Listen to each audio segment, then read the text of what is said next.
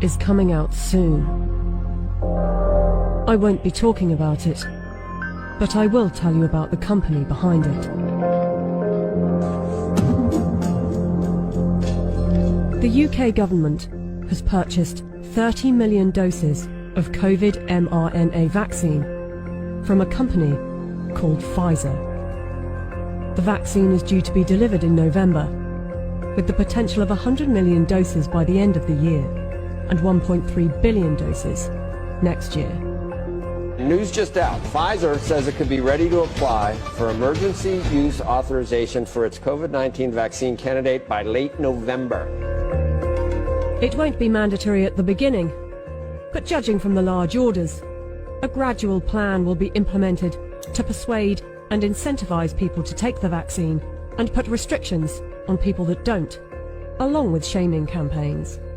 I want to tell them that their decision, they need to understand, will not affect only their lives, which at the end of the day, it is their judgment, but will affect the lives of others. Because if they don't vaccinate, they will become the weak link that will allow this virus to replicate. Some will say that this is conspiracy theory, so let's just stick to the facts.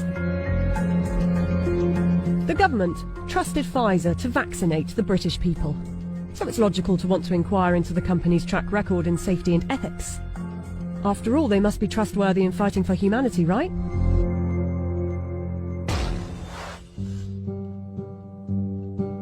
Pfizer made itself one of the largest pharmaceutical companies in the world by purchasing its competitors and through aggressive marketing tactics.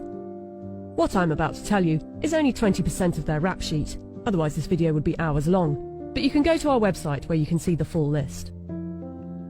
Pfizer received the biggest criminal fine in US history as part of a $2.3 billion settlement with federal prosecutors for mispromoting medicines and for paying kickbacks to compliant doctors. Pfizer pleaded guilty to misbranding the painkiller Bextra by promoting the drug for uses that were not approved by medical regulators. In the 90s, they were involved in defective heart valves that led to the deaths of more than 100 people. The company had deliberately misled regulators about the hazards. The company agreed to pay $10.75 million to settle Justice Department charges. Pfizer also had a class action suit with a $60 million settlement over Resolin, diabetes medication, that resulted in patients dying from acute liver failure, said to be caused by the drug. In the UK, they have been fined nearly £90 million by the UK's competition watchdog for unfair pricing to the NHS after hiking up the cost of an anti-epilepsy drug by 2,500%, charging the taxpayer an extra £48 million than the actual price, which is $2 million per year. Buying competitors and mis-selling drugs weren't the only factors in making them the giant of a company they are. Their special relations with doctors and medical professionals has also helped. In 2004, Pfizer's subsidiary agreed to pay $430 million to resolve criminal charges that it paid physicians to prescribe its epilepsy drug, Neurontin, to patients with ailments for which the medication was not approved. In 2010, a federal jury found that Pfizer committed racketeering fraud in its marketing of the drug.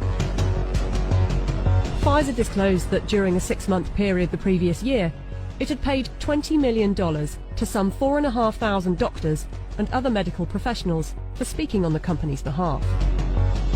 In 2012, the US Securities and Exchange Commission announced that it had reached a $45 million settlement with Pfizer to resolve charges that its subsidiaries had bribed overseas doctors and other healthcare professionals to increase foreign sales. But some of you might say they are a business and they don't get to make billions a year by not being competitive. They're still trying to help humanity. Pfizer was sued in a US federal court by Nigerian families who accused the company of testing a dangerous new antibiotic called Trovan on children without parents' consent and using their children as human guinea pigs. A panel of medical experts concluded that Pfizer had violated international law, and the company agreed to pay $75 million to settle the lawsuits in Nigerian courts. The US case was settled for an undisclosed amount.